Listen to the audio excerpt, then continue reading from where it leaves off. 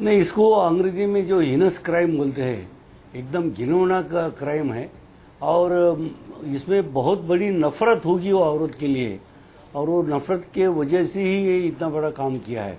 अभी नफरत की वजह क्या क्या है ये पुलिस की जांच में पता चलेगा, तो वो जब पता चलेगा तो मालूम पड़ेगा कि क्यों करना पड़ा इतना ही घिनौना काम। पवार साहब, आपने कई ऐसे मामलों को क्रैक किया होगा, जरा हमें समझाएंगे कि अगर कमर से नीचे तक की लाश बरामद होती है और पर्स में ऐसा कुछ भी नहीं होता है जिसके जरिए आप इस महिला को आइडेंटिफाई कर सकें, पुलिस इस महिला की पहचान कैसे कर पाएगी? क्या ये एक अनसुलझा हुआ मामला रह जाएगा हमेशा के लिए? बोल तो नहीं सकते हैं कि अनसुलझा हुआ रहेगा क्या, लेकिन एक बात पक्की है कि कोई भी ऐसा जो क्राइम होता है इसमें गुनहगार कुछ तो सबूत छोड़ के जाता है। अभी जैसे इसके शरीर के ऊपर कपड़े हैं, कपड़े कहाँ सिले गए होंगे, कौन से टेलर का मार्क है, किसका ब्रांड है, ये इसके ऊपर से ये कौन सी दुकान से खरीदा गया होगा, ये ब्रांड का कपड़ा कहाँ मिलता है, इसके ऊपर भी जांच हो सकती है। शायद और भी वो जिस कपड़े में उसकी बॉडी लपेटी हुई थी उसके ऊपर से भी कुछ सुराग मिल सकता है। और भी सीन ऑफ ऑफेंस के ऊपर क्या क्या मिला है मुझे नहीं मालूम है, वो तो जिन्होंने पंचनामा किया होगा, जिन्होंने देखा होगा, वहाँ कुछ ना कुछ ऐसा चीज मिला होगा जिसके वजह से इनको कुछ तो मिलेगा। सारी बातें पुलिस इस टाइम पर नहीं बताएगी क्योंकि बताना भी लाजमी नहीं है, मुनासिब नहीं है। एक बार क्लू क्या है मालूम पड़ गया है तो क्लू क्रिमिनल को भी मालूम पड़ जाता है और वो फिर अपना बचाव की व्यवस्था करते हैं। पवार साहब, एक अहम सवाल मैं आपसे पूछना चाहता हूं। मुंबई में करीब 2 से 3 साल पहले एक और घटना हुई थी जिसमें एक व्यक्ति की हत्या की गई, उसकी लाश के छोटे छोटे टुकड़े बनाए गए, डफल बैग्स में डाले गए और मुंबई के कई कोनों में उस डफल बैग को फेंक दिया गया। ये बात अलग है कि उस पूरे क्राइम को मुंबई पुलिस ने सॉल्व कर लिया और जो व्यक्ति हैं दो, एक महिला और एक पुरुष, वो दोनों जेल के भीतर हैं। फिल्म भी बन चुकी है उस पर। लेकिन जो लोग इस तरह की हत्याएं करते हैं, लाश को टुकड़ों में तब्दील कर देते हैं, उनकी मानसिकता क्या हो सकती है? नहीं, उनकी मानसिकता यही है कि उनको एक ही उस टाइम बात मालूम होती है कि कोई भी हालत में बदला लेने का है तो वो बदला लेने की वजह से उसी इसमें वो ये सारा काम करके जाता है। जब करने के बाद में शायद उसको भी पश्चाताप हुआ होगा, लेकिन तब ऐसा है कि इतना आदमी का वो पूरा कंट्रोल अपने ऊपर का निकल जाता है और उसको कोई तो ऐसी बात हुई होगी कि जिसके वजह से उसको इतना गुस्सा आया होगा कि वो अपना गुस्सा कंट्रोल नहीं कर पाया होगा और उसी गुस्से में उसने ऐसा मारा होगा। बिल्कुल। मुंबई पुलिस की मुंबई पुलिस ने दरअसल इस पूरे मामले पर जो बातें कही हैं, आइए अब आपको वो दिखाते हैं।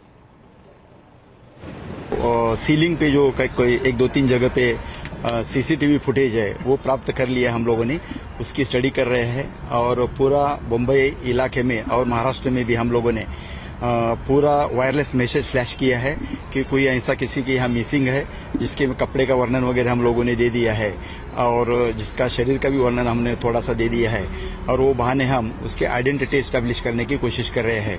और हम आपसे भी निवेदन करते हैं कि ये सब लोगों ने जो भी ऐसे कोई लेडीज मिसिंग है उसके बारे में बांद्रा पुलिस स्टेशन को अगर संपर्क किया तो तुरंत उसका आइडेंटिफिकेशन और जो आरोपी का कल्प्रिट है उसको अरेस्ट करने में हमको मदद हो जाएगी। तो मुंबई पुलिस आम आदमी से मदद मांग रही है ताकि उस लड़की की शिनाख्त करने में उन्हें कुछ न कुछ सुराग जरूर मिले। लेकिन इसके साथ साथ एक और बड़ा सवाल खड़ा होता जा रहा है, क्या मुंबई अब महिलाओं के लिए असुरक्षित हो गई है? मुंबई में जिस तरीके से गैंग रेप की वारदातें लगातार बढ़ रही हैं, रेप, छेड़छाड़, पर्स छीनना, ये तो आम बात होती दिख रही है। ऐसा लगता है कि मुंबई जिसे महफूज माना जाता था महिलाओं के लिए, जहां रात में 12-1 बजे भी आप लोकल ट्रेन में सफर कर सकते थे और बिना किसी सोच समझ के महिलाएं वहां पर गहने पहनकर भी बाहर निकल जाती थीं, आज लगता है कि वो मुंबई महिलाओं के लिए सुरक्षित नहीं है। देखिए रिपोर्ट।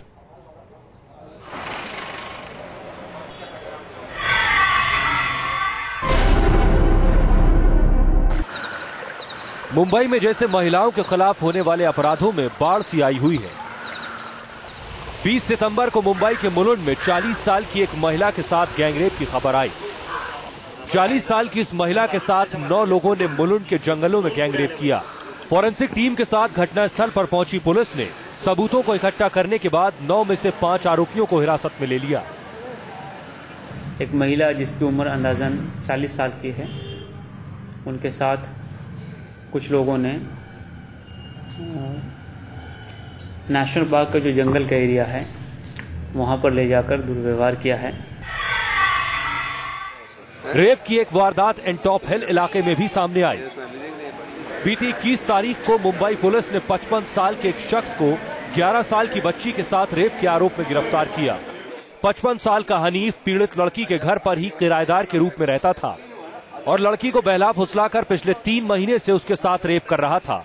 पिक्चर देखने, टीवी भी देखने जाते थे ना लोग, तो उसने जब भी कुछ ऐसा किया मेरी बेटी के साथ, कैडबरी का कुछ ऐसे लालच दिया था, लगता है वो बोल रही थी कि मेरे को 5 रुपये वाली 5 स्टार ये सब खिलाया था, तो वही लालच में उसने ऐसे हरामी चाले करा मेरी बेटी के साथ।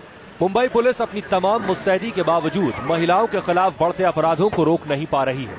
मुंबई अब तक महिलाओं के लिए सबसे सुरक्षित शहर के रूप में मशहूर था, लेकिन अब हालात पहले जैसे नहीं रहे। Team news nation.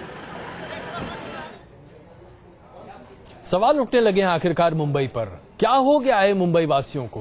क्या हो गया है उस मुंबई की स्पिरिट को जो लोग कहते थे कि मुंबई में कुछ भी ऐसा नहीं हो सकता?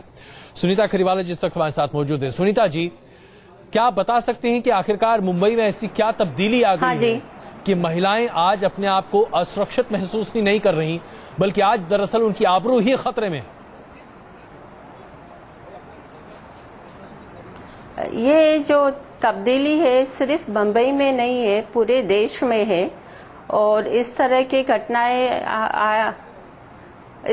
घटनाएं हमेशा बहुत सारी गांवों में, शहरों में हो रहे हैं।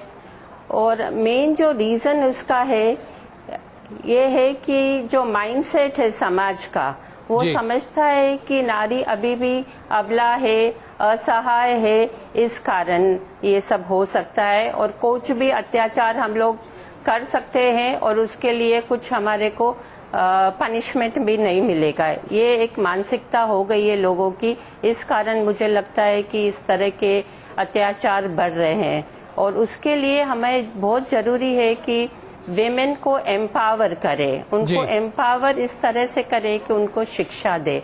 शिक्षा देंगे तो उनके जो कानूनी हक है, जो कानून उनको हक देता है, उनका वो इस्तेमाल कर सकेगी, उसका उपयोग कर सकेगी और अपने आप की खुद सुरक्षा करने में सफल रहेगी।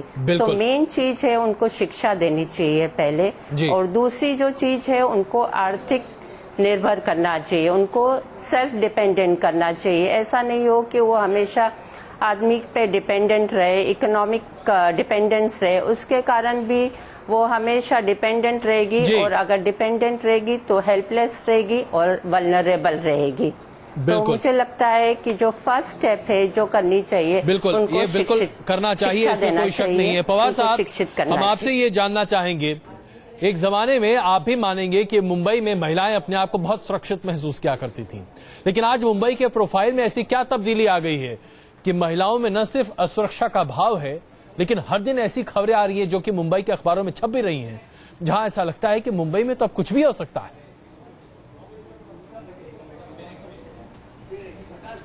नहीं, इसमें ऐसा है कि बहुत सारे फैक्टर्स है। एक तो पहला फैक्टर है जो पुलिस का कंट्रोल था जी, सारे एंटी सोशल एलिमेंट्स के ऊपर, वो बहुत कम हो गया है और उसका मेजर कारण यह है कि भ्रष्टाचार एक कारण है, लेकिन जिस तरीके से पॉलिटिकल इंटरफेरेंस और जिस तरीके से सरेंडर हो रहे पुलिस अधिकारी, तो ऊपर के अधिकारी बिल्कुल ही पॉलिटिशियंस को अपोज करना भूल गए हैं और इसका कारण ही ये है कि उनके भी वेस्टेड इंटरेस्ट हो गए और इस वजह से पुलिस फोर्स जो है, जो वर्ड ऑफ कमांड पर चलता था, आज कोई कमांड नहीं रह गई, कोई ऑर्डर नहीं लेता है, जो ऊपर से बोला गया है उसके मुताबिक काम नहीं करते हैं। तो ये एक बात हो गई है। इसकी वजह से आम क्रिमिनल के ऊपर का जो प्रेशर था पुलिस का, वो बहुत सारा कम हो गया।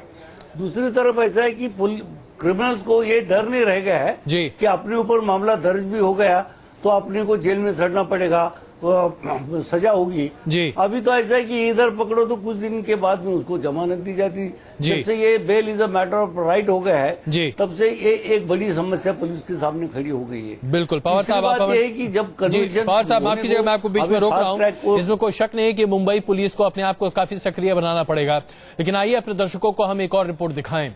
इस रिपोर्ट में हम आपके सामने पेश करना चाहते हैं कि कैसे मुंबई में पिछले 3 से 4 सालों के भीतर जो हाल में वारदातें हुई हैं वो ये संकेत दे रही हैं कि मुंबई में बहुत कुछ बदल रहा है और खास करके महिलाओं के लिए ये शहर अब वैसा नहीं रहा जो एक जमाने में रहा करता था। देखिए रिपोर्ट।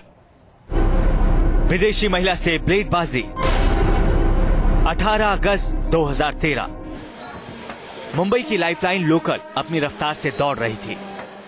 लोग अपने दफ्तरों से घरों की ओर लौट रहे थे, लेकिन तभी लोकल ट्रेन में एक विदेशी महिला पर हमले की खबर से हड़कंप मच गया।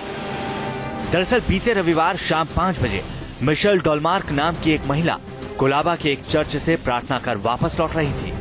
जब train marine lines railway station पहुंची तो एक लड़का महिला कंपार्टमेंट में घुस आया। मिशेल को कंपार्टमेंट में अकेला पाकर इस लड़के ने उससे मोबाइल छीनने की कोशिश की, लेकिन जब मिशेल ने इसका विरोध किया तो लड़के ने उस पर ब्लेड से हमला कर दिया और मोबाइल छीनकर वो चरनी स्टेशन पर उतर गया। घायल महिला हमले के बाद मुंबई सेंट्रल पहुंची, जहां जीआरपी ने उसे सरकारी अस्पताल में इलाज के लिए भेज दिया। आमतौर पर लोकल में महिला कंपार्टमेंट में पुलिस के जवान तैनात रहते हैं, लेकिन जिस वक्त ये वारदात घटी तब डिब्बे में कोई पुलिसकर्मी नहीं था।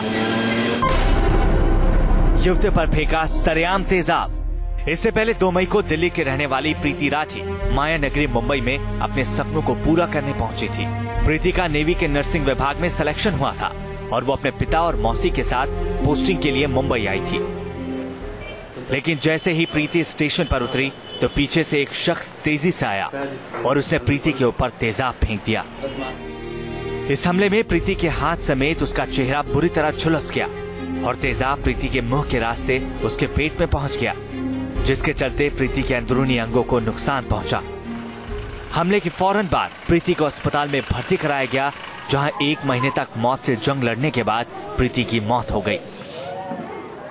पुलिस ने इस मामले में भी एक तरफा प्यार की थ्योरी की तरफ इशारा किया, लेकिन हमलावरों को सजा दिलाने में कामयाब अब तक नहीं हो सकी। Team news nation.